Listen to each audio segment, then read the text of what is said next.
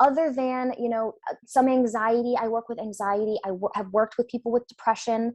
But there are a lot of physical ailments that people are experiencing that they believe are linked to past lives. And we have found links to past life experiences, specifically past life death experience. Ooh, Is interesting. related to physical ailments in this life. Also, interestingly enough, this week this week and a half, I've become aware of people who have planned chronic illnesses being related to past life experiences that are, not necessarily a quick fix. A hypnotherapy session isn't going to fix your chronic illness, but it's going to give you context and understanding maybe what the life has in store, including a chronic illness. So.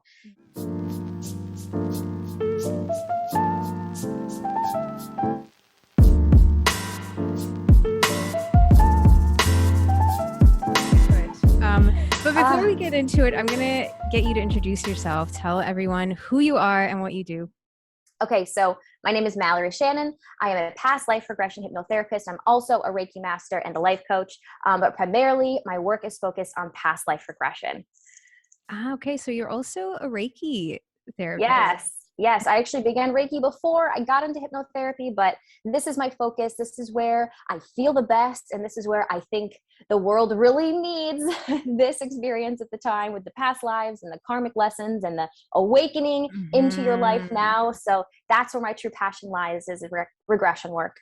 Totally. I think you just said it as well. It now is such an important time for this work, and which is why I'm so glad to have this conversation, because I really think also, I've always been a fan of alternative healing modalities. And I think this arena is really going through its own kind of evolution. And hypnotherapy on its own has changed quite a lot. I think the first time I was introduced to it was maybe around 10 years ago. I was trying to give up smoking.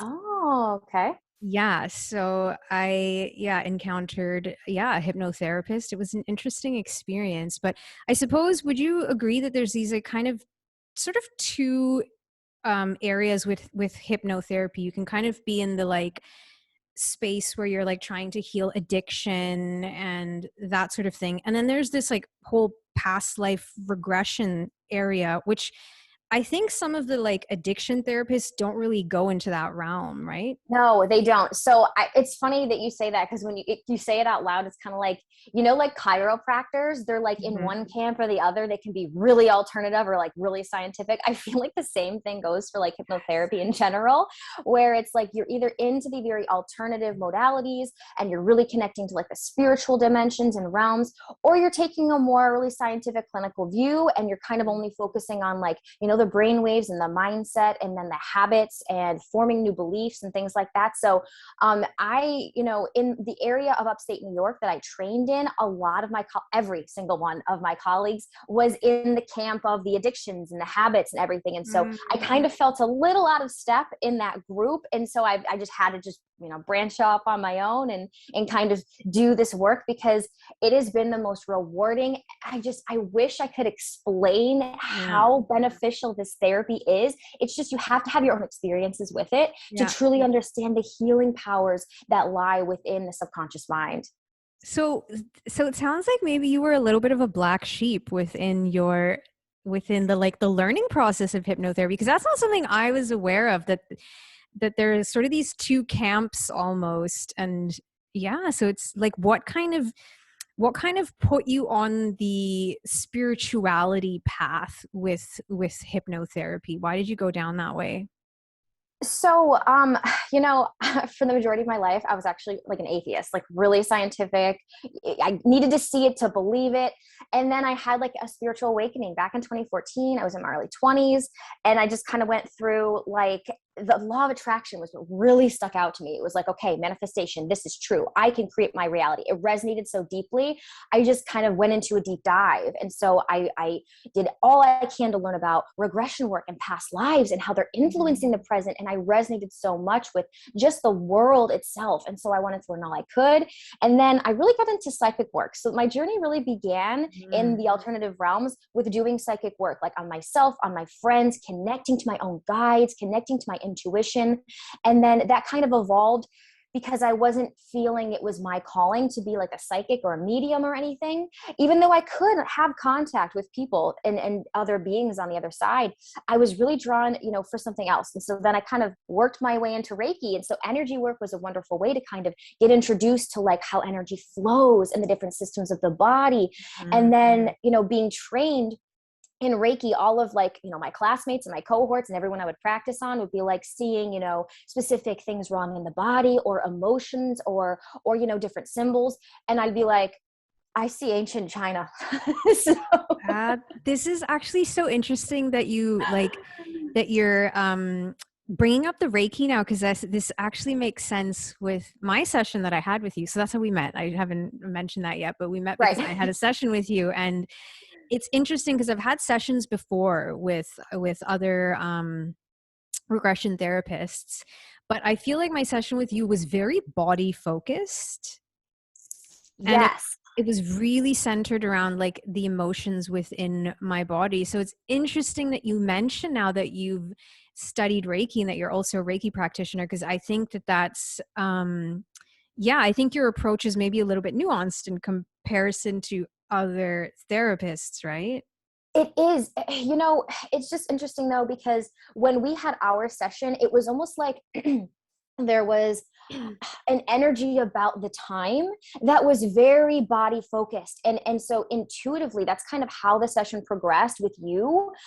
Just kind of based on nothing else but the pure intuition of knowing, okay, maybe this is what needed to happen and the emotions released in the body. But yes, I do combine Reiki and energy work and body work with hypnotherapy, because really there are a lot of emotional blocks that people have to kind of make their way through. And the best way that I feel like it happen is through the energetic release in the chakra systems. Yeah. Yeah. So let's go back to just for anyone that isn't aware of what hypnotherapy is, what's actually going on? What is hypnotherapy? What are you doing when you work with people? And yeah, how is it helping them? Okay, so it's basically just a different state of mind. It's a different brain wave state, and it allows you to kind of like get to the level of an intuitive, deeper subconscious part of you that allows for the healing and the insights. It's like trying to turn off that thinking mind and trying to just allow yourself to get a little bit deeper than that. And so we enter these brainwave states every day. A lot of people are worried, is it going to work for me? I'm not sure.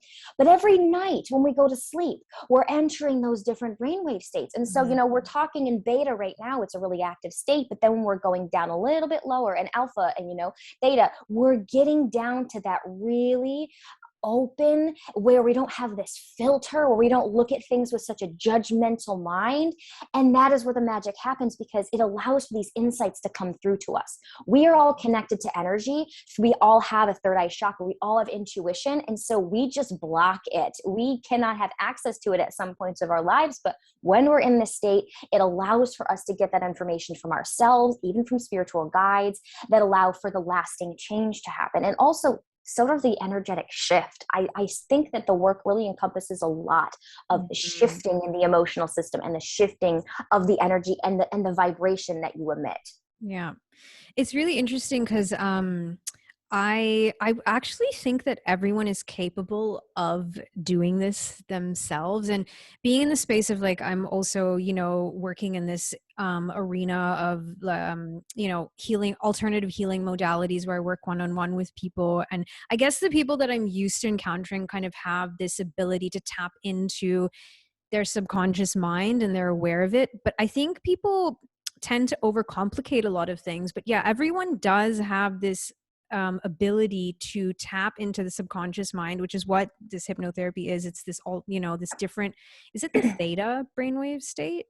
So really, I really think that I'm really working in alpha. I mean, I don't have like a brain scanner on people, but it's just a little bit of a lower one. And of course, people do get very, very deep. But I would say it's somewhere between those two states. Yeah, so it's interesting because most people are able to do this themselves, and I would say Yeah. I've had experiences where I can definitely do this with myself as well. Like if I go into a meditative state, I can, and nowadays you can access like guided meditations on YouTube to like take you Right. back to your inner child or to explore a past trauma, and this is all what regression is. Yes. Um, so it's really cool to be able to do this for yourself, but I think even for me as someone that is very familiar with this work and very familiar with energy work, it's such a different level actually working with a therapist. It's such a different experience having someone else hold that space for you. And I think when you're tapping into the space of your subconscious mind, you don't know what you're going to hit. Right. Right. I'm glad that you say that, because yes, you can access this information yourself, but it is such a different experience to have someone else facilitating it. It evolves in a different way, and it Hmm. kind of, if things come up that you don't expect to come up, and Totally. maybe you're feeling emotions, or you're feeling sensations in your body that you maybe wouldn't give any thought to, or you would dismiss if you were on Hmm. your own. So it's a very different experience, from personal experience as well. Like, I connect every day to myself, but when I have a session, completely different. Yeah. Yeah. So what was it that led you? It's interesting. What led you to, I guess, have you had hypnotherapy from someone else, I suppose? And is that kind of also like what So kind of took you on that journey or? it's really funny that you say that, because I was just thinking about it, and no, I never had my own experience with it before I Wow. was trained. And it was just, Wow. listen, I went through a quarter life crisis so hard. I was like, I need my thing. It was just, I was not Mm, going to be able to survive in this world if I didn't have my passion. And so finding it was like the utmost importance. And I just had a feeling. I knew I needed to get trained in hypnosis. And we spent about this amount of time in my hypnosis training talking yeah. about any regression work at all. But I was like, even this little bit was like Yeah. sustaining for me. Mhm. And so then after I was trained, I had my own experiences with it, and I was like, oh my gosh, this is what everyone's been talking about. Yeah. So, and Actually, then it's yeah. sorry, go ahead. I was just gonna say it's funny because when I think about it myself, like, because I'm also Reiki certified, and I had one Reiki session, and it was good, but it wasn't like this life changing moment. But the thing that was life changing is as soon as I did it, I'm like, I need to learn this. I have to become a practitioner, and it's sort of the same with I'm an energy reader, and I do a lot, like I work with tarot cards, but interestingly, I don't really seek out that service myself. Like I won't work a lot with other tarot readers. I sort Mm, of like, I don't know, and maybe it's because we tend to bring our own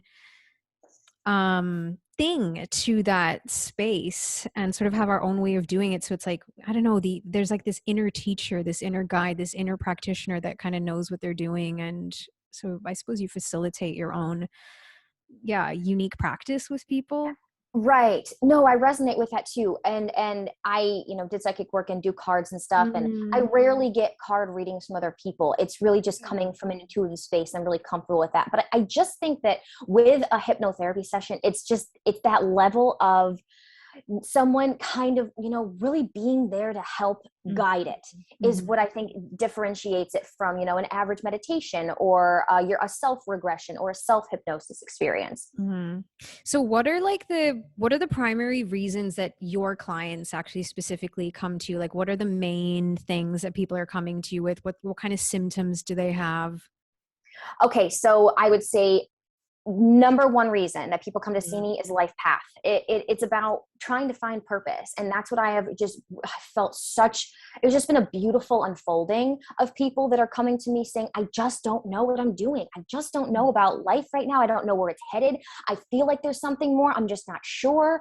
And Yeah. so that is the most profound reason that people come to see me. And it makes me feel just so energetically nourished to find clients that are looking for life path information, because we have access to who we Yeah. have been before, to what we are here to do, to life plan information, to Mhm. talking to guides. all of that is helpful in figuring out kind of, what is going to make me feel alive? What is going to make me feel fulfilled on this planet? So number one has to be life path. However, I do get a lot of people interested in relationship and like not advice, but relationship guidance, and karmic relationships are very common to want to explore in past life regression. And then also, you said the word symptoms, like what symptoms are they kind of expressing? And so other than, some anxiety, I work with anxiety. Have worked with people with depression, but there are a lot of physical ailments that people are experiencing that they believe are linked to past lives. And we have found links to past life experiences, specifically past life death experience. Ooh, is related to physical ailments in this life. Also, interestingly enough, this week week and a half, I've become aware of people who have planned chronic illnesses being related to past life experiences that are, not necessarily a quick fix. A hypnotherapy session isn't going to fix your chronic illness, but it's going to give you context and understanding maybe what the life has in store, including a chronic illness. So yeah, it could be anything though. It really could be anything. People come to see me for just wild reasons. That's so interesting that you say that it's usually linked to like the reason or like what caused a death in a past life. I'm just realizing that now. It's like what actually caused you to die in a past life is sort of can be would you say energy, or I guess the thing that you're working with in this life to, I guess, heal that wound of why or how you might have passed away, particularly if it was tragic, right? Especially if it was tragic. It's like you're taking that energy from your death, and it's a very heavy energy when you are experiencing a death maybe that shouldn't have happened, especially if you were killed, if you were murdered in a malicious way, if it was an accident completely unexpected, or like a car accident, a plane crash, if it was something really traumatic. You're going to take the energy in with you because it's going to be a little bit confusing. So what I've noticed is that people who are, kind of dying in a very traumatic way, they don't immediately, ascend to the higher realms. They have to soak it in for a moment in their like ethereal bodies. And so then once they've kind of processed the death is when they're able to kind of raise their consciousness back to, the in-between, whatever you'd like to call it. And so, yeah, it's past life traumatic death is kind of the reason why they need to bring in that energy to their next incarnation in order to release it.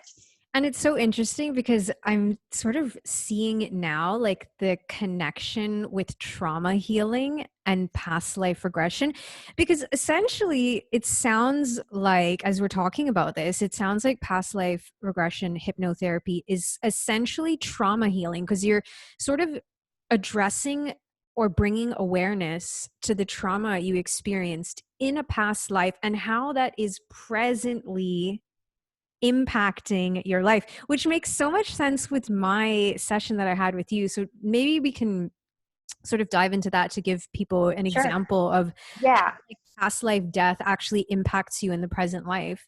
And I think it would be interesting to start with the reason I came to you. And it's kind of like what you were saying, but I sort of had a feeling that my problem was connected to a past life. Don't know how, but I was like, this issue, it's like, it sort of feels so mysterious, and there's like no other avenue for you to really solve this problem. And so basically what my issue was I was having, a lot of challenges around, I guess you could say, my sense of belonging in living in Germany. So I'm an expat that's been living in Germany for the last sort of almost 4 years. And I would say that within the last 2 years, with all of this stuff that's been going on in this world, which has been a hugely triggering and re-traumatizing period for everyone, which is why I'm not surprised you've got a lot of people coming you for their life purpose. Like everyone's considering what their life purpose is now. But anyway, that wasn't my section. Mine was a little bit more existential. I was having so much existential questioning about my sense of identity and my sense of belonging in Germany. I was having a lot of resistance, in particular to learning the language and also just to the culture. It's a very, very different culture to what I'm used to. I grew up in Canada and Australia, so Germany is like just, it's really like a bit of a foreign planet for someone that doesn't speak, German, to be a native English speaker in this country. There's a lot of challenges with it, and I was sort of questioning, like, what am I doing here? Like, why am I here? What am I doing here? Do I want to stay here? Am I committed to being here? Like, do I want this to be my home? Like, just all these kinds of questions. And I'd been having these questions for maybe a year or two. And they were just getting worse and worse and worse and worse. And, elements of my life is pretty great here. I have a lot to be very, very thankful for, but that wasn't kind of stopping this line of questioning. And it kind of got to this point where I was like, I really need to do something about this because it's really impacting my quality of life. Like all of these very existential questions. It's not great because it was triggering my sense of belonging. And in my desperation, I was, funnily enough, on TikTok. I'm an avid TikTok user. And I came across, I believe I actually came across someone who had mentioned they'd had a session with you, or shared an experience. Somehow I found your page, and I just resonated with your energy. Like, it wasn't anything, I can't remember what video I watched or like what I was really taking in, but there was just something energetic that I was like, I need to book a session with this person and do a session. And because I knew immediately that the issue I was having had to do with it felt karmic, is how I can describe it. Like, it just, you were talking about karmic relationships, and a lot of the time people will, book sessions with energy readers or therapists to focus on karmic relationships. And I think you can very much have a karmic relationship with where you live. And so this was feeling very karmic to me. And that's very difficult to kind of explain to, I have a psychotherapist, and I've been working with her for a year, and these feelings they weren't going away. And I was like, I need to get deeper. Like, there's something much deeper here. And I felt so strongly that it went further back than just this present lifetime. And I think that's where a lot of traditional therapies are limited, because they kind of focus on the conscious, not really the conscious plane, but like they really focus within this lifetime, and they don't the mental mind. Exactly. They don't really go beyond this reality. That's what I meant to say. So I knew that there was this huge like karmic connection, and this is how I found you. And interestingly enough, in the session, we ended up going into, there was quite a few past lives you took me into, which I wasn't expecting. Is that something you normally do? Like, how many, I don't know if you have like a particular number of lives you take people into. It's different for every time. I would say sessions typically include 1 to 3. If you're like super fast and getting through everything and you're like, I'm ready to 4. So 4 is the max.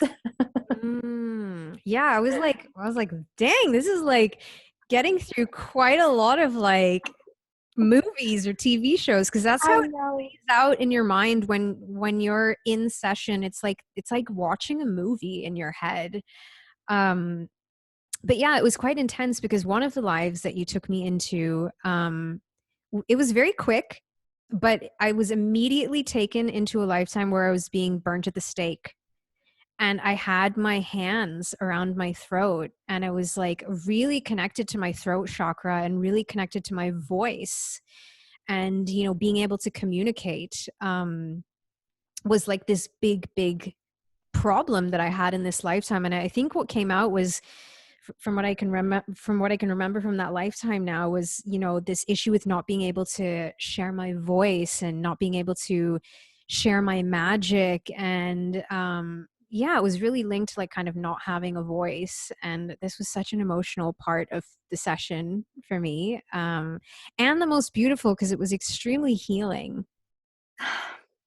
And I have to say though, you described what you were seeing and experiencing as like a movie. Mhm. That is not the case for all people. And so for you, Ooh, you are an okay. intuitive person. And so regressing people who are doing work like you're doing, who are intuitive, who are trained in Reiki and energy work, are experiencing this very differently from people who are completely not into this Oh, realm. that is so interesting. Please explain. So it's just about you're a little bit more open to receiving this information intuitively, whether it comes to you claircognizantly, Mhm. clairvoyantly, clairaudiently, whether you're feeling it in your body or experiencing it with your emotions. So for you to see it very realistically like a movie was just kind of your psychic way of tuning in.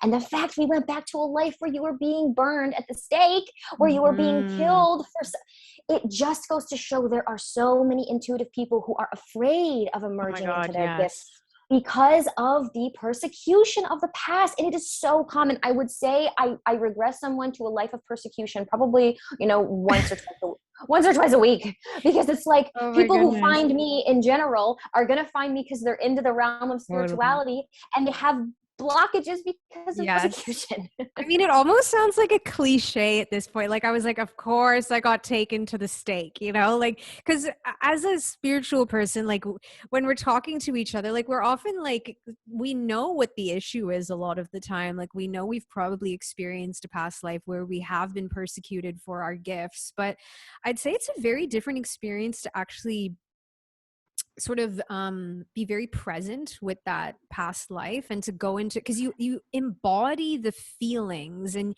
you embody the emotions. So that's what's different with just purely reflecting on, like, yeah, I probably had a past life where I was burned at the stake, in comparison to Really working feeling with a therapist. Yes, and feeling those emotions. It's, oh my goodness. that's how it works through the energy system. It's Mhm. just being able to go back and be like, this was real. It's like validating for your body in a way. Totally And your body's validating. like, yes, okay, this happened. And I know where this comes from, but it doesn't need to be with me. It doesn't need to be with me. I Mhm. don't need to keep my throat chakra blocked because of fear of persecution. It's just not going to happen this time. So it's almost like an Yeah. interplay between your energy body and your mind, giving your body permission to release this energy that's been with you for lifetimes. Yeah. Yeah. And I mean, it's interesting because I guess I had a very strong theme coming into it with in terms of what I was working on. And I mean, that lifetime alone doesn't necessarily give us the answers of, like, okay, what are Right. the blockages I'm facing? So it is very interesting that you do take people into these multiple lifetimes. And what I especially liked about the way that you work is, which I haven't experienced before, but you it's almost like being in therapy where you relate it back to the present lifetime, which is so beautiful, because which also makes sense now why you say you're kind of working in the alpha state, because you're also being very conscious with these subconscious experiences that are surfacing. Right. And so, like, reading books and studying with Dr. Brian Weiss, who's like the pioneer of regression and therapy, they dissect things afterwards consciously. And I just have this instinct that no, I think it needs to be done right here, right after the life. Let's review it. Let's figure it out. Totally. Let's connect, because Totally. it allows you to kind of reflect in a way that maybe you wouldn't consciously. Yeah, I thought that was very, very powerful. And I think I would actually say it's almost necessary, because there have been experiences where I've had like, not past life regressions, but just like regressions into formative years, my formative years, like, especially with inner child healing, you're taken back to, your inner child. And there was a session I had with an energy worker where she regressed me into yeah, she regressed me, and I had some very intense emotional experiences come up, but we didn't really talk about it in session. And we didn't exactly speak about, she didn't validate what came up, is what I guess I will say. Okay. So she took me to that place where she regressed me. And there was no integration. Exactly. There was no integration. And I think when you're doing this work, this isn't easy work to do, mind you. like you really have to be ready to do this kind of work, like to go into like an a child regression state or like a past life. There you're dealing, this is trauma healing, like I was saying before, and I think it is so important who you work with, because my previous experience, I would say, was very confusing because we didn't talk about exactly what came up. She wasn't really able to take me there. And so I went through this huge period post session where I was so confused and I had all these emotions. Like it was kind of like recovering, Wow. well, you're recovering a suppressed memory essentially. And when you don't have the space to integrate that, or you don't have someone else holding the space for you, it can be very, very confusing. And I would also relate this to actually any alternative healing modality. I think needs an integration period, because I remember when I was doing Reiki to begin with, there were a few people that I had done it to that weren't so familiar with this realm. And I'd heard actually through a friend of a friend. So I'd done Reiki on someone who was a friend of a friend. She wasn't really so much into this realm. And I'd found out afterwards that she was sick. Like after she had the session, she went home and I think she threw up or something. And this is very common when you're doing energy healing. The body like cleanses or clears, Purge. purges things out. You know, this stuff is being recovered and it's not going to actually, it's not a pleasant experience for Mm-mm. everyone. Mm-mm. And I was like, oh my God, it's actually so necessary to have like, yeah, these periods of integration, or like having a post session or talking about, yeah, your experience. I think it's so interesting that you're saying this now because, you know, you're kind of sparking my memory a little bit where I have had conversations with clients post session that Yeah. said they have done inner child work before, but there was this period of no integration and it left them very confused. So in essence, this is almost kind of like, this is kind of like the critiques of this practice, because Mhm. there are people in the world of hypnotherapy, and especially with the people that I was, you know, the books I was reading when I was first trained, that consider regression therapy to be re-traumatizing. So Yeah. and it can be what we're talking Can be. about without this, it can essentially be re-traumatizing with no resolve. And that Mhm. is, I think that's an unethical to take someone somewhere and Totally. to have this experience with someone and then to just leave them hanging. Yep. And so, you know, you're really bringing a really important point home, which is that when you do this work, there needs to be an integration, there needs to be a resolve. And so personally in my practice, what I've kind of learned to do for inner child work specifically Mhm. is when we're dealing with a memory, when we're dealing with, you know, an experience, there needs to be a little bit of reparenting. And so who better to reparent the inner child than the person going through it? You can bring your consciousness, your mind, your experience, your wisdom, your age into the experience as your child.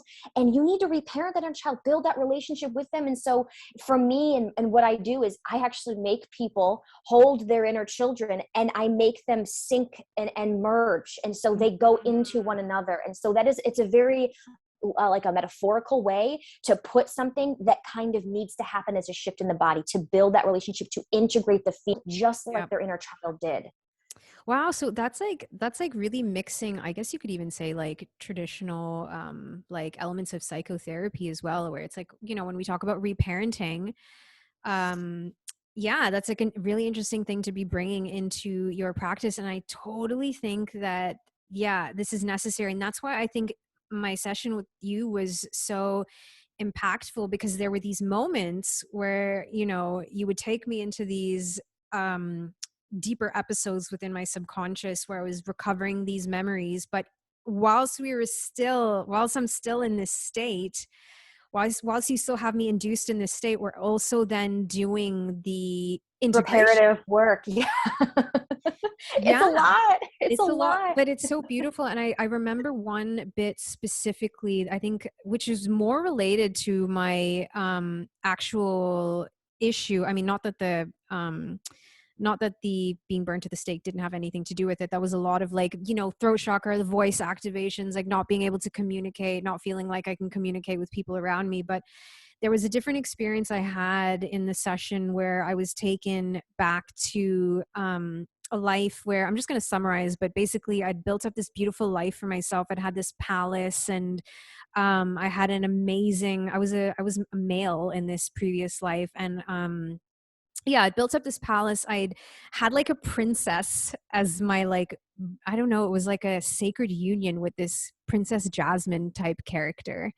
And we lived in like this, it looked like Aladdin and Jasmine's like palace basically. And it was so beautiful. And essentially what happened in that lifetime was there was this fear that I was going to lose my palace. There was like this sense of impending doom, where you sped me up, which is something that often comes up in these regression sessions, right? Like you will speed people up through the life. Can you actually briefly describe what's happening there? So when you're immersed into a lifetime, you're not going to get everything you need to know in just a couple, like a minutes of a regression. So you actually have to fast forward the subconscious into this significant events in order to get That's a it. complete picture of the life. Yeah. So this was an interesting, significant event because it sort of felt like the tower moment. It felt like the tower card in tarot. And so if you're familiar with the tower card, it's basically like everything crumbling, like losing your home, losing your job, losing a relationship. So it felt like I was about to lose everything that I'd built up for myself. And so we were kind of working through this lifetime and sort of realizing like, okay, there's not actually anything there. It's just the fear itself, the fear of losing everything more than actually something coming in. And it was beautiful because when we hit that realization, I remember so vividly you being like, okay, and how can you relate this to your present life? And who, like, the relationship you have with this Princess Jasmine, is that someone you have in your life now? And this was so cool. It was so cool because you realize like they're mirror images, the past life with the present life, because the relationship I had was very, I knew immediately that that was the relationship I have with my present life girlfriend. Mhm. And it's so funny because her middle name is Jasmine. You said that. So Oh my yeah, I God. told you, but that, like, that's just not, I didn't realize that till afterwards. Like, oh my God, that's pretty crazy. But it was great because you essentially ran me through, it was like talk therapy pretty much, because then I had to kind of find the correlation between that past life and my present life. Right. And so that's the aspect that sometimes we're like a little bit like is so immersed in it, it doesn't click right away, which is Mm-hmm. why this is the post life review. So we're leaving the life and we're actually being able to look down on it. So you have access to the timeline of the life. And then you're kind of zooming in like, okay, what sticks out to me, and also what connects to my current life, Mm-hmm. how are these two lives related? And it's almost like in your intuition is going to tell you, it's right away, all right, this sticks out, okay, this person, all right, this relationship. And how many times is it mirrored in our lives? It's like, oh my gosh, Totally. I can't even count. It's just like almost every session there is something that is Yeah. a mirror, a direct mirror. And it is really like, after doing so many of these, I realized that it's more about like reactions and how things actually play out. So Yeah. it's looking at it through a different vantage point to make the best option for you now. So it's Mm-hmm. all about really just trying to learn from that experience. Maybe you didn't make the right choice for yourself in the past, but your soul's intention is to do that this time. Yeah. Yeah, it was really, really cool. And to be able to do this talk therapy bit within the session, I mean, I don't know, that must be kind of your special thing, because it was really, really powerful for me to kind of relate that it was almost metaphorical really for me, this session, because it was like realizing that the life I've built up here for myself, like I'm actually more scared of losing that. I have this, basically that's what came up. I have this sense of fear of losing this palace that I've created for myself. And it was like, even that, to be able to access that little bit of insight from my subconscious, is that's how I'm seeing my life right now. I've built a palace for myself. I've built this beautiful environment that feels like that past life. It might not look like it exactly, but that's what it feels like. And so there's this same fear of losing what I thought I could lose in the previous lifetime. And I didn't have that awareness. I didn't realize that I was really afraid of losing my home. Um, yeah. So, and do you know what's, sorry, were you going to say something? No, go ahead. Keep going.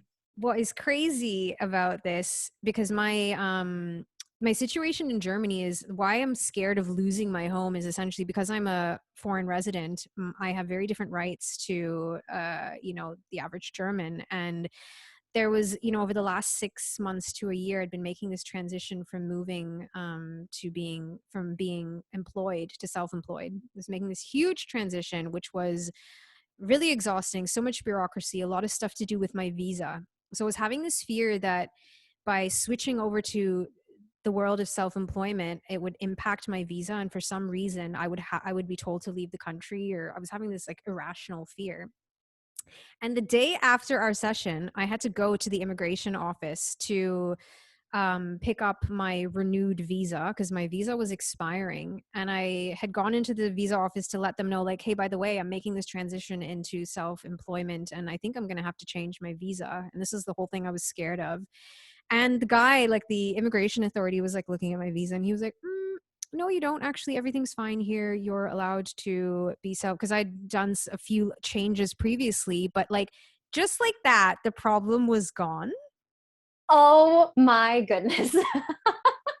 Yeah, it was so like all of this time I was so worried that my visa was going to be taken away. I was essentially scared that I would lose my home, like exactly like this past life, right? I was like, I was so afraid I was going to lose my visa. My home would be taken away.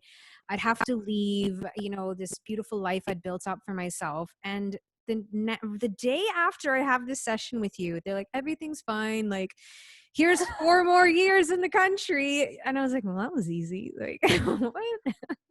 See, it's so funny the way things can work out sometimes. And it's almost like it's a beautiful thing for you to have just like the understanding of where that fear was coming from. It Yes. truly wasn't, it's not something you can really explain, because if you look at it on paper, it's like, yeah, all right, well, you're afraid that you're going to lose your blah, blah, blah, blah, but it goes so much deeper. It's like an It's so emotional deep. connection to the things that you have that maybe have been taken from you. And that is the like the bottom line to past life regression is there Mhm. are certain things we're going to experience in this life that we should not be reacting with such emotional fear and crippling anxiety over. And Mhm. it's just having to do with having this experience from the past and it resonating and it having an effect on the soul and the Yep. energy of the body. And it's a way for us to be able to really integrate all that we are, because these parts of ourselves that are fearful and anxious and afraid, it's just us kind of pinching off little parts of who we are, the brightness, the lightness, the non-physical energy that resides within all of us.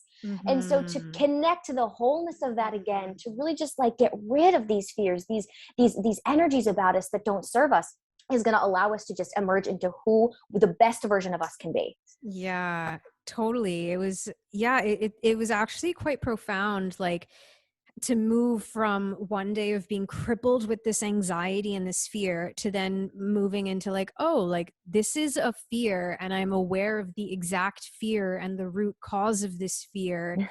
And once you have that awareness, you can kind of set it aside. It's like the perspective, right? It's like Yeah. you're just shifting it a little bit and you're like, oh, it's like, being afraid of like monsters in your closet as a kid. And once you're like Mhm. opening the closet, you're looking around, you're like, okay, there we go. Nothing's Yeah, there. totally. Yeah, super interesting. The other thing I will say though is I had quite an intense um integration period after our session. Like I had You like said that. Yeah. yeah, I had like 2 weeks of maybe even 3. I think it was like 2 really hard weeks of just so much emotion coming up to the surface. And I actually wanted to ask you about that because I wonder, right? Like when we don't do this kind of work, our understanding of reality is very much surface level. Like we don't have this complex understanding of our patterns, of our triggers, of where our fear comes from. So we're kind of operating on I don't want to say one, it's like not one dimensional, but like It's kind of like autopilot. Exactly. But when you kind of encounter like past life experiences, especially ones where like, you know, you're burnt at the stake, for example, or you uncover like a tragic way that you've died, or you uncover a certain trauma, you're then not only like dealing with your present life traumas, you're also dealing with these past life traumas. And of course they're related, but I'm just wondering if I guess because I had like this very intense experience of all of these emotions coming up, and just like it almost felt like I went into a depression, because it was very intense. And I also think we did so much body work where particularly with my throat chakra, I think like after we had the experience, after I went into the being burnt at the stake, you really helped me kind of feel safe with my voice, is how I would describe it. And that really opened, my throat really opened, and my heart really opened during our session. And it was a very much like a healing experience. But and now I'm being reminded of like this Reiki session I did with this friend. But afterwards, it was like all of these emotions and energy was stirred up inside of me. And I think it was very hard for my logical mind to rationalize everything that was going on.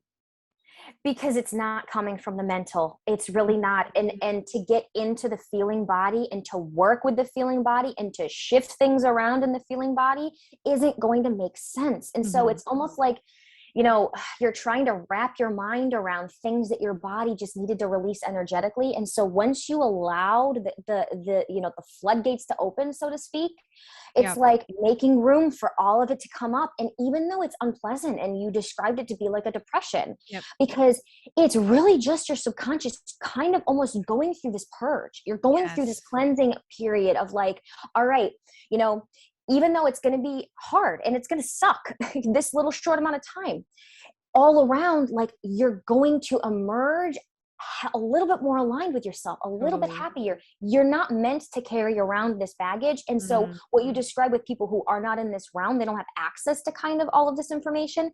It's repressed. It is repressed within their subconscious. And then, you know, they act out and they have, you know, failed relationship patterns, and then, you know, toxic, you know, self-sabotage, and it emerges in these other ways, but they don't understand that. And so for you to kind of really understand that, you know, these patterns, these fear-based patterns, or you know, anything really, is just kind of a derivative of what is going on inside me that has been kind of not allowed to come to the surface. Because, you know, at the end of the day, throughout past lives, throughout this life, we are in a socialized environment that we are taught from, you know, the time we are an infant, how to behave, what to do. There, we are learning throughout all of our life experiences. There are certain parts of us that are undesirable. There are certain parts of us that we should be ashamed of, and we need to change, and we are not good for feeling this way. And all of this just builds, and it really creates this false sense of identity where we want to be good, so we want to just project these parts, but we have this other world inside of us that is denied and rejected and repressed, that is just yearning to come out to the surface. And so that is really the essence of shadow work. That's exactly what the word I was thinking. I'm like, this is shadow work. This is shadow work. And so once you kind of are starting to reclaim these parts of yourself, even if they're unpleasant, it's just allowing for the wholeness of you to kind of see the light of day again. So as I said, it's kind of like you're pinching off the source energy that flows through you, or God, or whatever you call it. You're pinching it off in certain respects in relationship to you. And so to just integrate it back and to really start to like patch yourself back together, so to speak, it's kind of like just trying to build who you are, which is who you truly are, which is who we always have been, which is, you know, we are source energy having a human experience. Our consciousness does live on. And so to really just start to really integrate that into your life is just going to allow you to live your life to the fullest, to be the truest version of you, even though it's hard to go through the depths of your subconscious. And I think that's the thing, like a lot of people really need to, this is the reality, I guess, of shadow work. And I think the thing people really need to understand with any kind of alternative healing modality, I think it is so crucial to be aware of the depth of yourself you're going to be encountering, and that it's not always going to be pleasant. And it's kind of like what you were saying. I feel like you have two choices in life. Like you can go on this journey of like being stuck in your patterns and seeing your patterns constantly manifesting in your reality and always encountering the same problems, the same challenges, the same relationship types, the same drama, like just being on repeat and constantly being like pointing the finger at these situations and blaming the world and the external for all of your problems. Or you can do like the path of the shadow work where you like go into this darkness, you bring awareness and space to your traumatic experiences, whether it's from this lifetime or a past lifetime. Heal, not, well, I think healing is just a continuous process. So when I say Right. heal the trauma, I don't mean like it magically goes away, but Right. yeah, bringing this presence and awareness into it to give it love and give that wound space and understanding.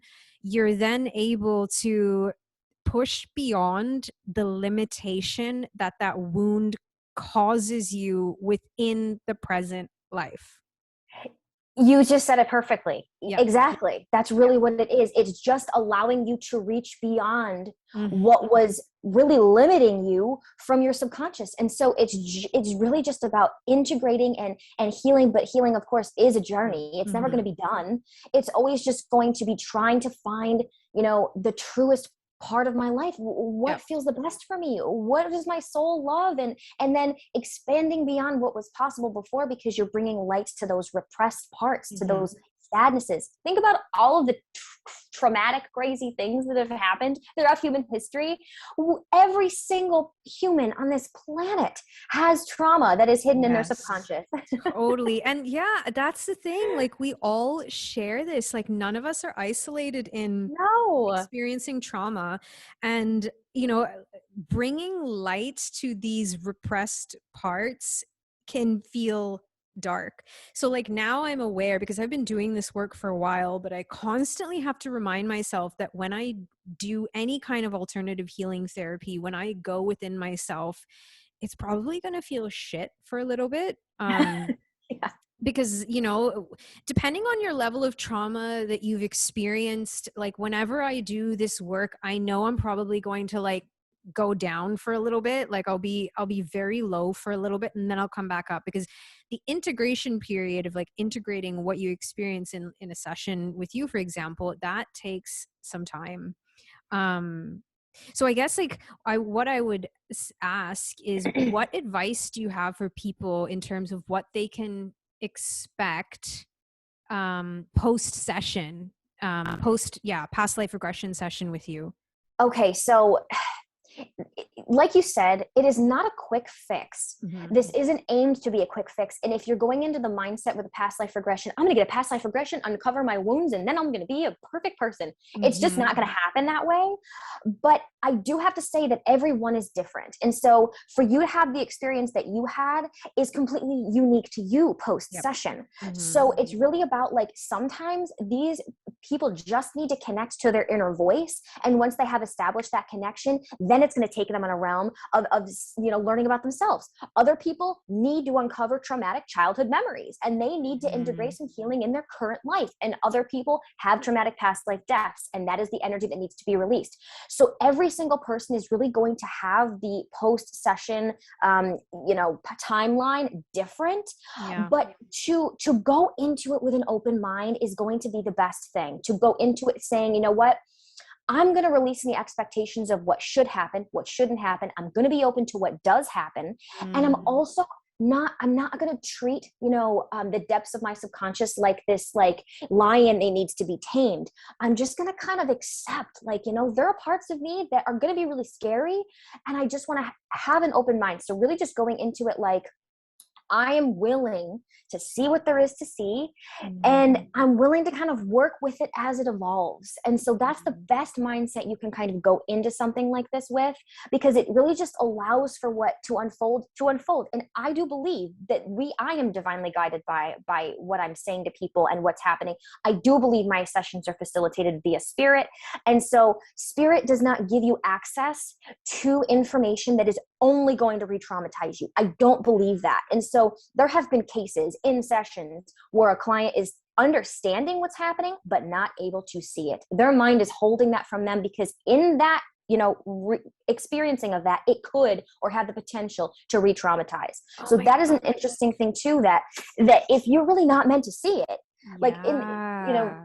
as a trigger warning, what I'm about to say is a little bit sensitive, but in especially the cases of sexual assault, we're not always having access to the nitty gritty details and the experience of being re-traumatized in that way. Mm. So we have access to, we know what happened and we know what we need to do to heal it. And that's kind of what spirit shows you. So That's so interesting that you bring this up, because that makes so much sense to me now, because I actually did have an experience during our session where I had hit a memory, but we didn't end up going into it. And I think now it makes sense that I think I wasn't ready to go into that memory. And basically what that was as soon as you, I suppose, induced me into this relaxed state of consciousness where I was able to access the subconscious, it was the point where I was you were leading me down a staircase, right? I think this is,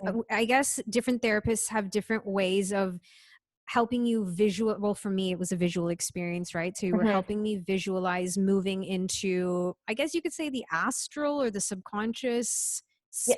space. But what was very interesting is you had chosen to take me down a staircase, and as I went down that staircase, I immediately was teleported to a location I'd been to in Auschwitz. So I'd actually been to this it was at Auschwitz that I'd been to, like maybe it was like 5 or 6 years ago that I went there, and I was in I'd like visited one of the gas chambers. And yeah, this is intense. And so as you were taking me down this staircase, I had teleported to that location exactly in a different lifetime, or maybe within this lifetime, but I was immediately reminded of that.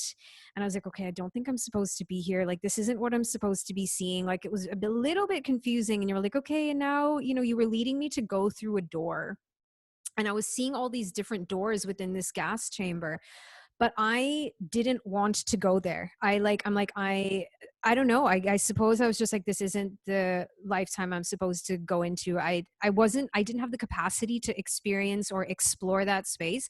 So I just beelined it for a different door that was covered in light. And then I think I ended up in this different reality with the palace and Princess Jasmine, which was super pleasant. Mhm. But that's really interesting, because now I'm able to understand that that was probably a past life experience or traumatic event that spirit knew I wouldn't be prepared to explore. Right. They will conceal information that you're not ready or don't have the capacity to digest at the moment. Not like you won't ever, but there are certain things that, in a session with me, there are objectives. I believe that there's going to be something that comes out that is important for you to know right here and now. Like your subconscious has something to share with you in this time, in this space for your life moving forward. And sometimes it does not include certain experiences from this life, from past lives, and you're only given what you can handle. And so that is a very important thing to also be aware of. So be really open. My advice to people who are thinking about getting a session is be really open to whatever can come up, but also just trust that whatever does come up is meant for you right now, even if it's not what you're hoping for or expecting. Yes, I love that. Everything that comes up is going to be what you can handle. You will never, and you hear this a lot within the spiritual community, like you will never be given more than you can handle. So even if it's tough, you can handle it. You have the capacity to do that. You do. And so, it just made me think that sometimes people come book past life regression sessions with me, and we do not go to past lives because Ah. their trauma really wants to stay in this current life. And so sometimes it really is about, and sometimes in these sessions, it's facilitated via like a spirit contact. So in a Wow. session where someone really comes for a past life regression, no past lives are uncovered, it's because they actually needed to work through some inner child work through some things in this life, and then they have contact with their guides or an angel or a spiritual being.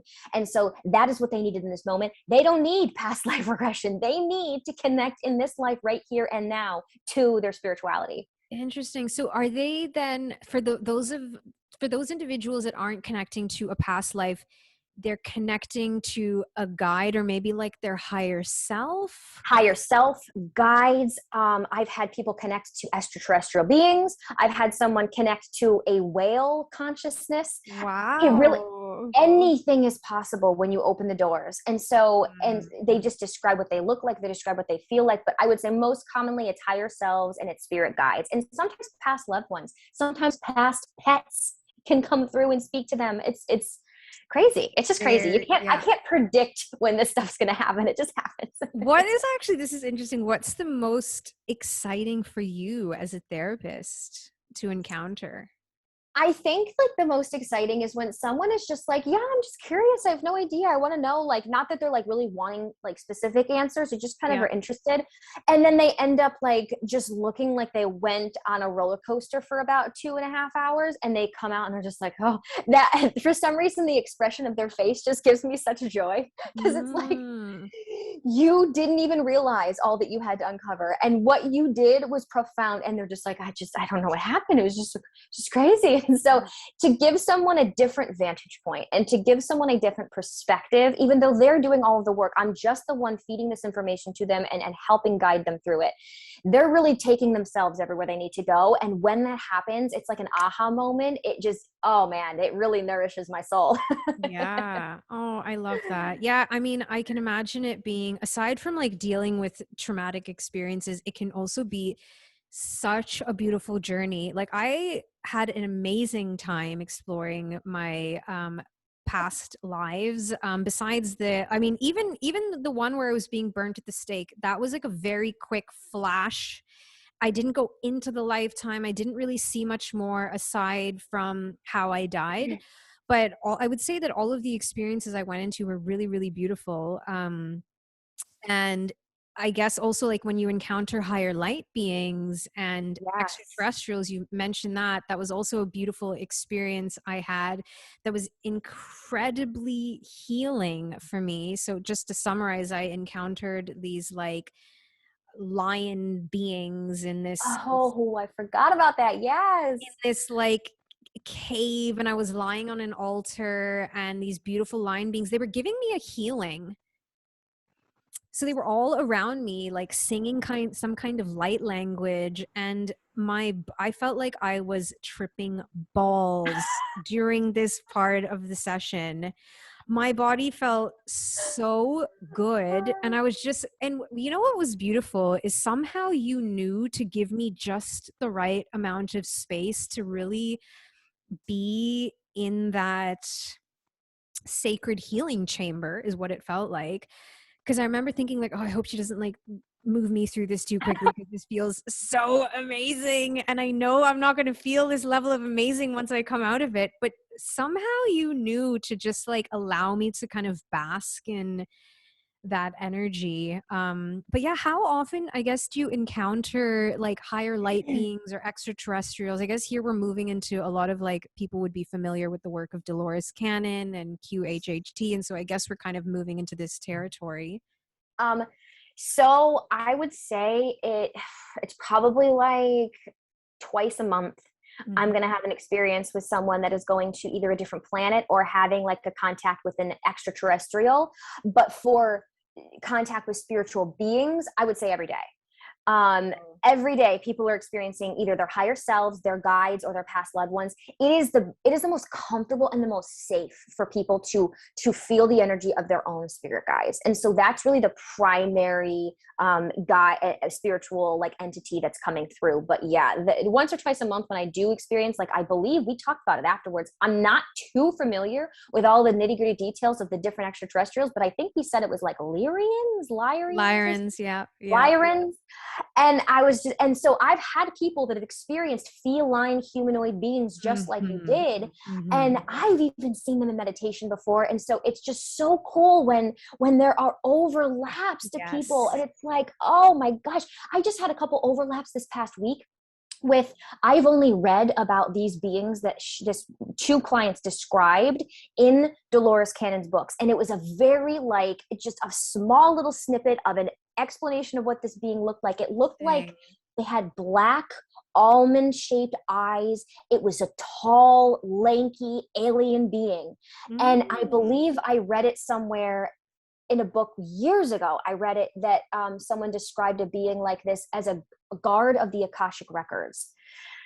Wow. Or like, yeah, and, like, oh, interesting. And 2 times in the last month, I've had people describe these beings, and I'm like, it's just like, I can't give it, any crazy feelings anymore, because this stuff happens all the time. The coincidences, I've stopped letting them surprise me. People book sessions on specific days for a reason and specific times for a reason. And yesterday, I had 2 people in the same day receive the same message and the same energy that needed to leave their body. And that doesn't happen every day. It's like, God, and these 2 people did it on the same day. It's just divinely guided. It really is. Yeah. Actually, do you know what I'm noticing? And maybe you'll notice this too, but like the people that I'm working with as well, I'm finding that their issues are becoming more and more in common.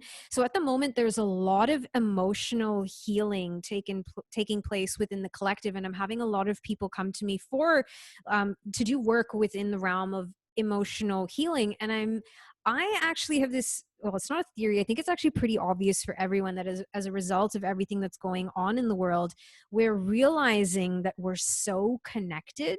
Like we're this collective, and we're part of this same network. We're part of this same subconscious, like this super consciousness within our collective, we're all a part of.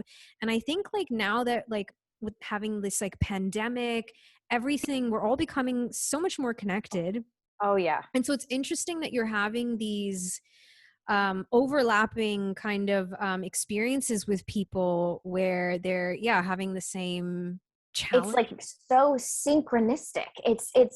I can't make it up. It's like 2 people yesterday have held grief in their bodies from believing they were responsible from a past life loved one's death. 2 people in the same day. One, it was a child, and the other one, it was a brother. And they blamed themselves for their loved one's death. And it stayed with them to this day, and we released it. And it's like, that's what? So specific. It's so specific. So specific. And the messages were the same. And it's like 2 completely different people, completely different past life. We went to completely different time periods. One was like Industrial Revolution, and the other was like an Aboriginal tribe in South America. And then they're having the same thing. It's like, I can't make this up. It's crazy. It's awesome. It's crazy. It's cool. It's invigorating to like experience that. Yeah. I think that reminds me of one of the things I really wanted to ask you was, what is the difference you're noticing with working with people now as opposed to like pre-pandemic and all of the like craziness going on in the world? So yeah, when you were speaking about like the pandemic and the collective awakening, I have just noticed like in my practice that people are awakening on a larger scale. It's just like happening overnight. People are coming to me who are going through their spiritual awakenings that had just began like within months. And they just were like, I was asleep, and all of a sudden now I'm awake, and I'm like, oh my goodness. I can't imagine within months like this. I know. This stuff took me like years. And now people are like, boom. Like, it's crazy. It's crazy. This energy, this time space reality, it's so rapid. And these poor people, I mean, they're a little bit overwhelmed. Yes, because when you're uncovering this stuff, it's super overwhelming. And I think this is why it's so important for us to have these types of conversations so we can validate or help people get the validation they need for what they're feeling, because it's an overwhelming kind of time to be alive right now. And it makes you question your sanity. I mean, so many people have said, I think I'm crazy, or I've considered maybe I'm schizophrenic. And I'm like, oh boy, you just brace yourself, just buckle up, because there's nothing wrong with you. Oh, this reminds me really quick. I had a client week and a half ago, 2 weeks ago maybe, and she just interested in past life regression, didn't really want anything specific, never, spiritually inclined, meditate, or doesn't really meditate that often, never got any intuitive messages, started channeling in the session. And I was like, and it was just what was coming through. What was coming through was like so profound. She was like explaining, like, they're right here. We don't even realize it. Like, we can come out and touch them. It's just a different frequency. And I'm like, yes, yes, yes. And she was just realizing that. She comes out of hypnosis and she's, we're talking like you and I are talking right now.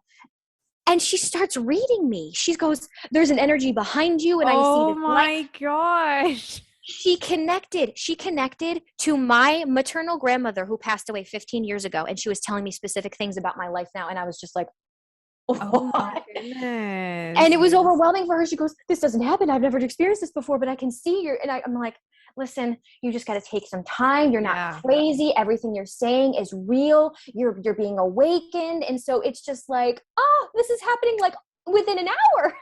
Wow, that is so intense. And it also goes to show that, and I think we spoke about this as well, and I have this conversation with a lot of my clients too, that whenever I'm in session with someone, it's never like I'm completely the practitioner, like I'm the practitioner, you're the client, you're getting something from me. Like, it is always a mutual exchange. You always, yes, you encounter your mirror, and like, their healing is your healing.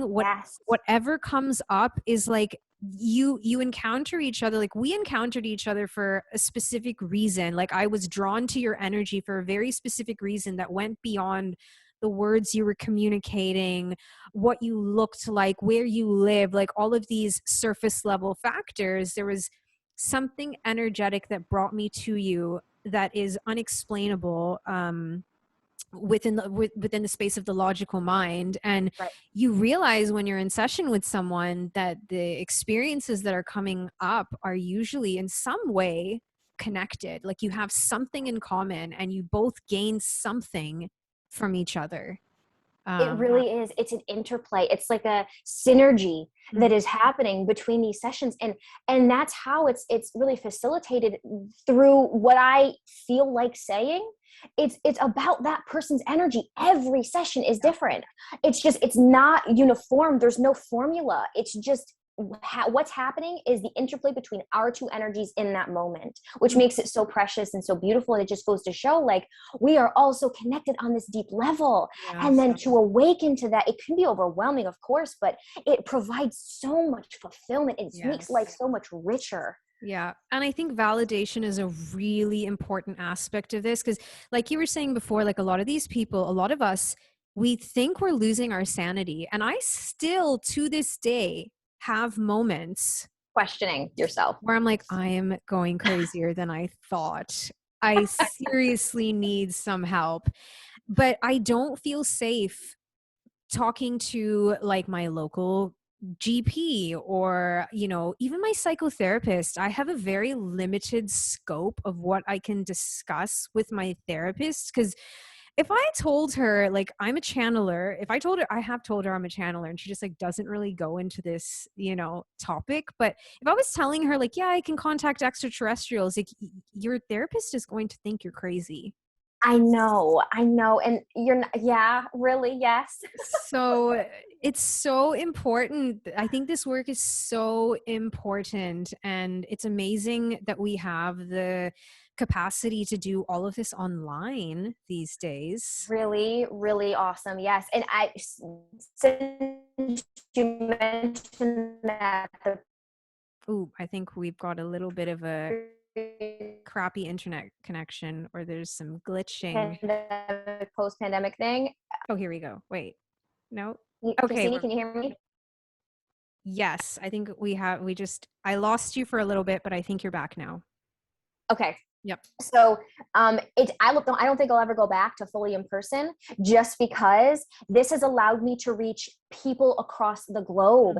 And I've actually found that people can relax easier and quicker in their own space. And so, with the tiny little glitches of the internet and everything else is just the same as an in-person session. And so it's been awesome to make this transition to like a fully online practice. Yeah, that's one of the questions I actually wanted to ask you, because I started working with people during the pandemic kind of properly. And so I've mostly always worked with people online. I prefer it.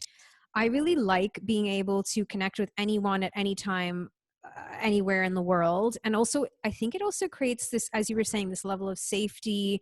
And there's just certain, you can establish kind of certain boundaries where both practitioner and client can feel safe, and you can, both arrive in this space and in the, within that energy, with your whole self, I guess you could say. But yeah, it's very interesting. So you practiced doing in-person sessions before this?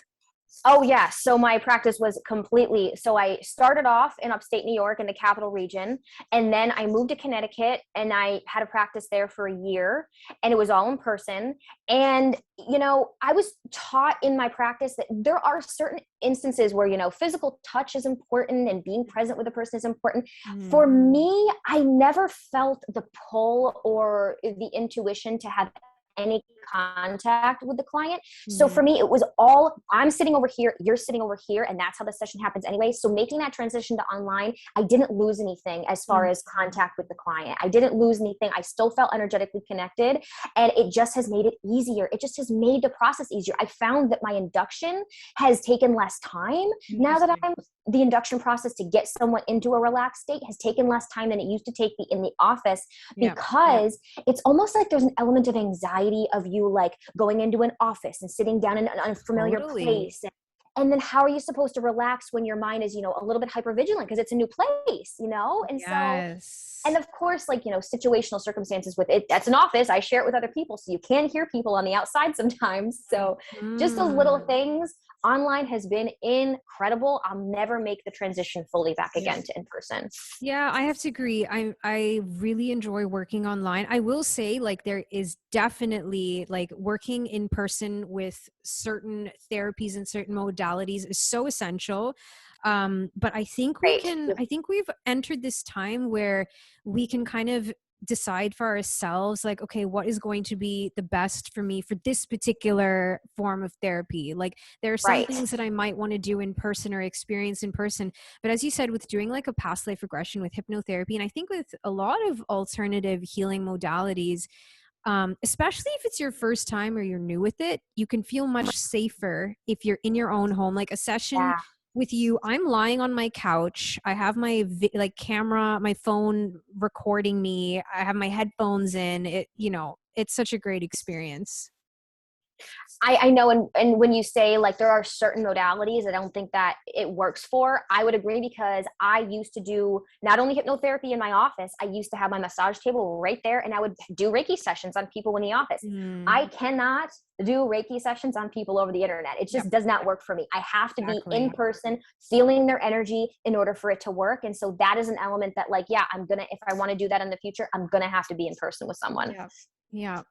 And okay, so one final question I want to ask, which is a little bit unrelated, but I want to talk about TikTok actually, because this is so funny that like we're moving into this time where, and I feel like a lot of people that follow me are in this realm of they're a practitioner themselves, or there's just so many people awakening to their gifts. And, a big part of being in this world and playing this game in this simulated reality is like, you've got to like market yourself, and you've got to like, you can have your gifts, but then there's this whole other factor where you kind of have to be up with the times and the way technology is moving.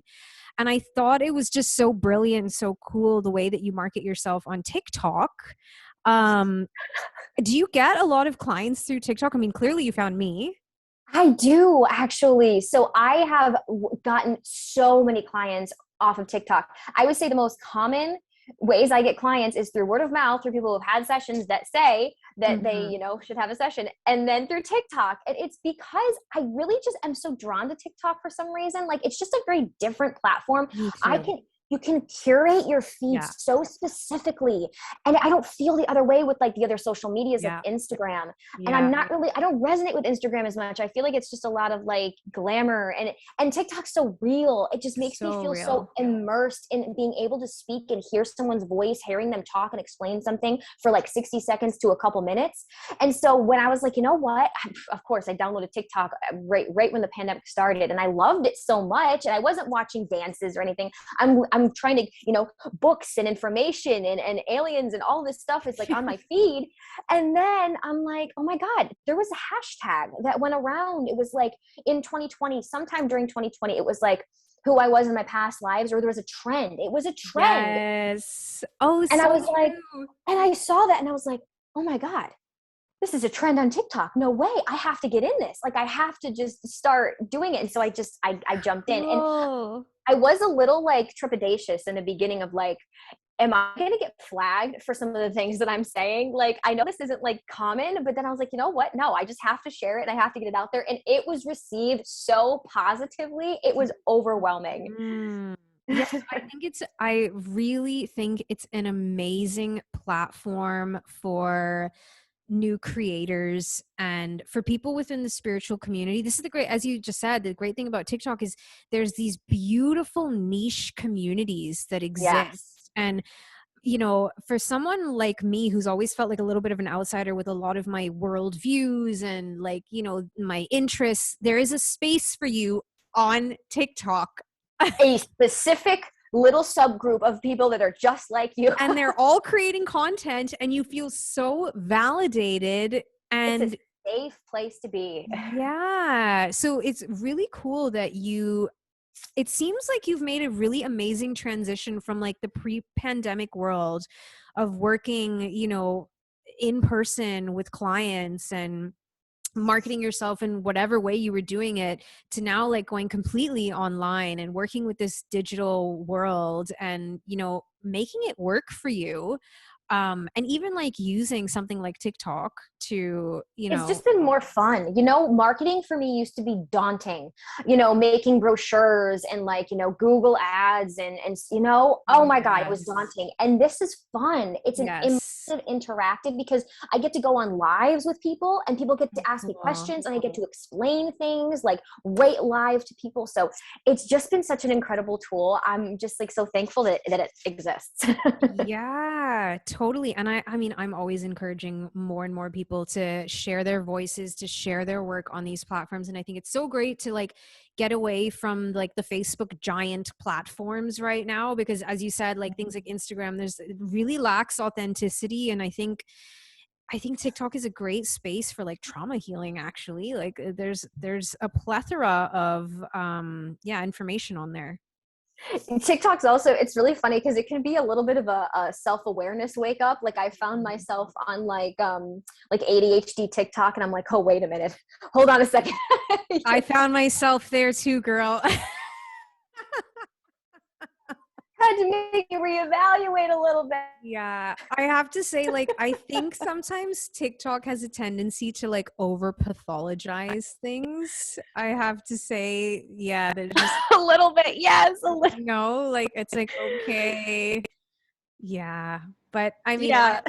I'm very grateful for using it and for finding you. It honestly it was such a great experience for me, particularly because the past experiences I had with regression where I didn't have enough of this like interactive element and relating it back to my present life. And so I think the way that you work is very powerful. Like I not only had like this deep healing, but it was also very therapeutic in terms of connecting my past life with my present life in session.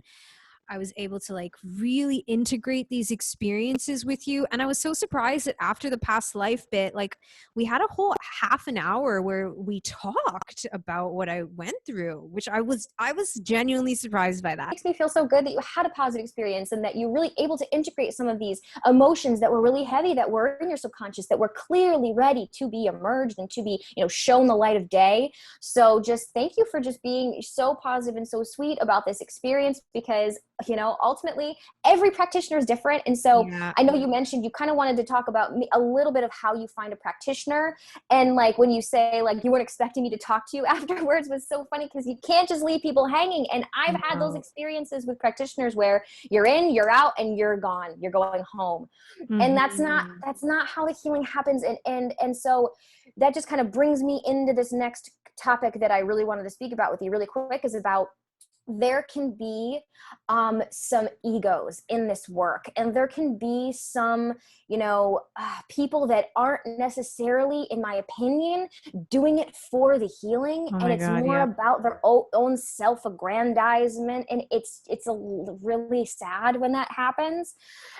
So yeah, did you have anything to add as far as like the practitioners that maybe don't resonate with you, or that have a little bit of that like ego based, bringing it to the table in a session?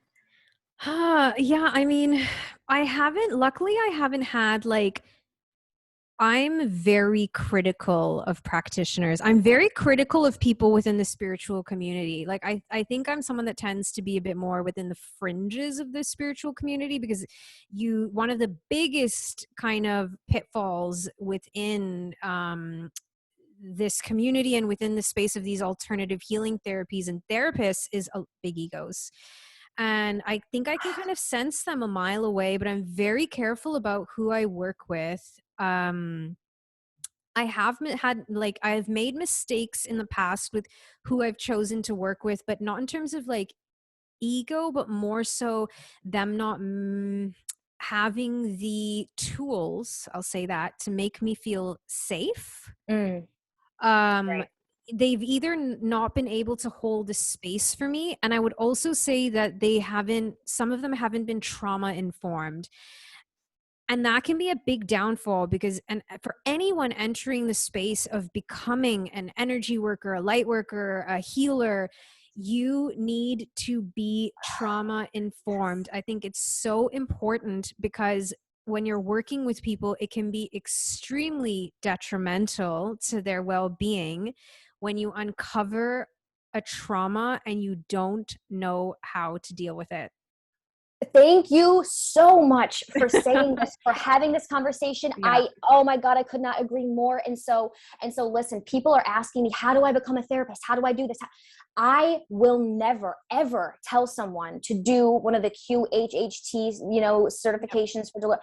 I just do not believe that something as simple as a certification course Mhm. qualifies you to deal with the amount of trauma that is unleashed with the subconscious mind. And the way I was trained from Dr. Brian Weiss himself has said, anyone in this room who does not have a background in counseling really shouldn't be doing this work. He flat out says it to everyone. And so I have a master's degree in educational psychology and methodology. I am very adept at counseling and took a lot of graduate courses. And I mean, my whole academic career has been focused around psychology and really integrating parts of emotional trauma. And then to Mhm. come into this and kind of use that, it is a fusion of the both. And so I just have to say, anyone that thinks this is like, oh, this is so cool, this is what I want to get into, that's great, but you have to put in the work. It is so essential. You cannot have someone that just says, yeah, I'm going to be your regression therapist and go to people's past lives, Yes.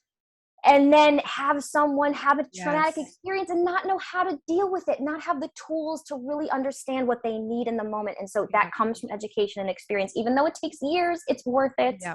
Yeah. I think that's the point. And, we've touched on this a little bit before with, coming into contact with alternative healing modalities and maybe sometimes having a bad experience, and then that impacting your perception of what spirituality is and what alternative healing is. It's like Right, right. one like bad practitioner that isn't trauma informed, that doesn't validate your experience, it can really be so detrimental. It can, and it just, it gets me angry. It really does get me angry Yes. when Yeah. there are certain people in this field that just shouldn't be in this field. And that Mhm. goes for all alternative modalities. I would specifically say that, just because my area of expertise is a little bit less, I'm not dealing with a ton of people here. So I have to say it really occurs more within the psychic community and some of the, mediums and psychics. I have personally received very unethical readings, very unethical. Wow. And so for someone to, I had a medium once tell me that I was abused in my childhood by my father.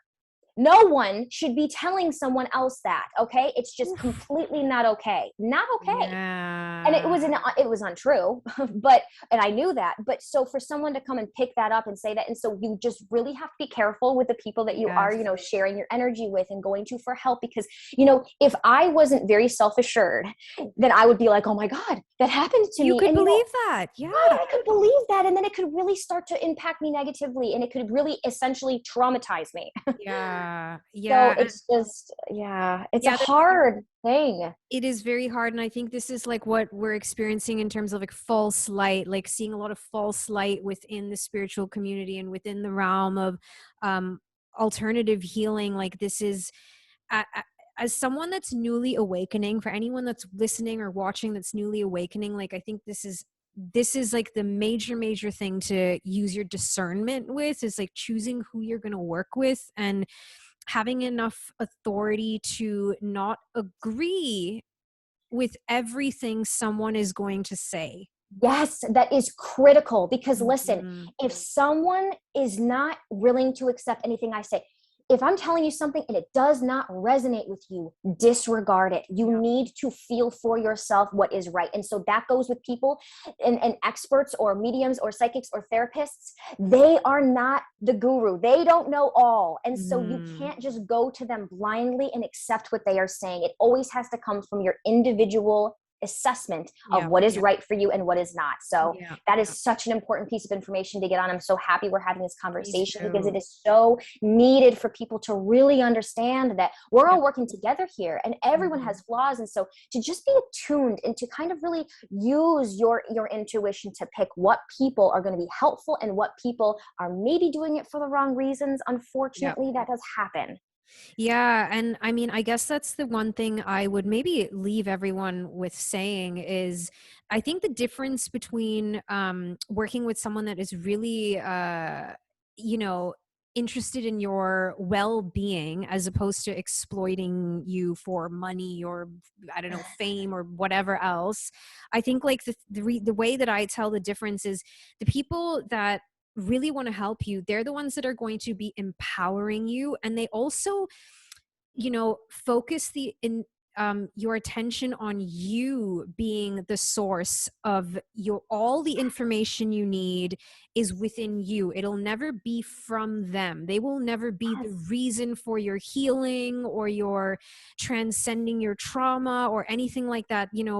Even as like a card reader, some people will come to me expecting to find out certain things, and it's like, I can't tell you that. Like we're going to take you inside yourself, so you can uncover that awareness, and then we can do that together as well, like dig into that. But ultimately, no one should be telling you what's going to happen to you, what has happened to you, or what decisions you need to make that they know that you don't. They have this higher wisdom and they know what needs to be done and what you should do.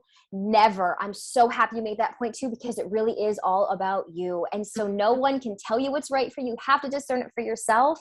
And that's how like cults form, to be honest. Yes, exactly.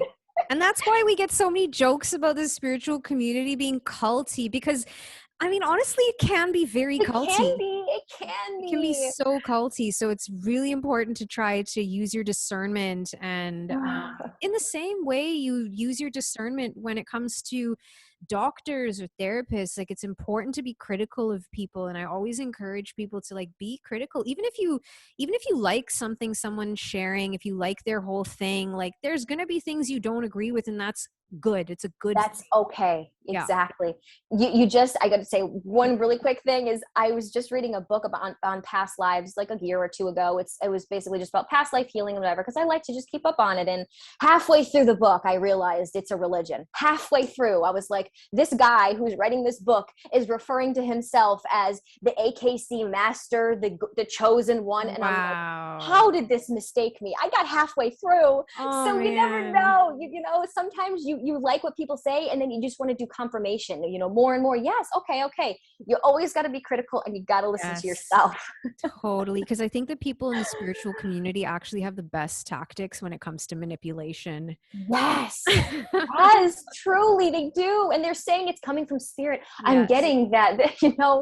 God, just listen to yourself, listen to your heart, and find the practitioners that empower you. If Yep. someone's trying to take away your power, making you feel like you need something from someone, that's not right. It's all about making you feel good. If you leave a session not feeling like good about yourself at all, or like something was beneficial to you or therapeutic, you got to find someone else. Totally. I'm really glad we talked about this. I didn't think we would like get into this topic so much, but I really think that this topic right now is the most important topic within the spiritual field at the moment, is like discernment and false light, spiritual ego. And it's something that we're all going to face as well at some point within our own journeys. Like, we're going to face our own spiritual egos as well. So thank you for Thank you for having this platform to be able to speak about this, because it's very important. It's crucial. And I, as a hypnotherapist, like to get hypnotherapy sessions. And so in finding a practitioner was even hard for me, because God, the sessions, sometimes you're encouraged to spend like, 1,500 upwards of $3,000 on a package of sessions. Yes. Were you aware of that's how things are done in certain Yeah, practices? I was actually surprised by your prices. Like, you are extremely reasonable, like, to book, and it's like an hour and a half session, right? Yeah, sometimes it So goes to 2. yeah, and you're willing to kind of take as long as you need with clients, which is it's so great, because I have often felt very rushed in Yeah. in sessions in the past. So I think it's amazing how much money you can charge someone for a session these days in the realm of Oh spirituality. my Like, God. I actually like have recently been noticing a lot of these like new forms of, like, whether it's therapy or like even coaching, within the space of coaching. Like, Oh you my can God. spend thousands on a coaching session to work with one person. Like, That isn't qualified. That isn't qualified. I've yeah. noticed that too. I have had to curate some of my feeds on other social media platforms, because people are coming out being like, I'm a love coach, I'm a this coach. And it's like, you have no qualifications to be that. Mhm. So I guess, I guess if they're helping people in their own way, fine. But I'm always going to be a proponent of getting that education, finding that certification, being valid, knowing that you have the tools to help someone, because you could hurt people if you don't. Yeah. Yes. Oh, so important. Yeah. Yeah, but I this love is this. just so awesome to be able to speak about this. It really was. Yeah. So just thank you for having me. I feel so honored. I'm your first Course. podcast. Yeah, I know. This has been such a rich conversation. I knew it would be. I'm really glad you agreed to come on and talk to me. We've been talking for a while now. A while. Oh my God, it's 11:11 my time. Oh, I love that. I love that. That's That's amazing. incredible. Oh, this has been so beautiful. Thank you so much for Of joining, course. for sharing everything about you. Maybe quickly tell everyone how they can reach you if they're interested in working with you. Yes. So my tag for TikTok, if you want to learn more, is you got Mal. Anyone that is pre-internet or like didn't have dial-up won't understand that tag. Mhm. You got Mal. But you can book a session on my website, MallorieShannon.com, and you can book a Zoom session right on my booking system. And then I'm always open to like receiving questions and emails. And so if you have any further questions, you can reach me right at my email address, which is located on my website. And of course, I will also put your details in the show notes. But yes, I can 100% recommend you as a past life regression therapist. I do it. If you guys are interested, really, it will be such a profound, and honestly, it can be a very life-changing experience. Having just one session can make such a big difference. And yeah, I guess we're going to Ah, end there.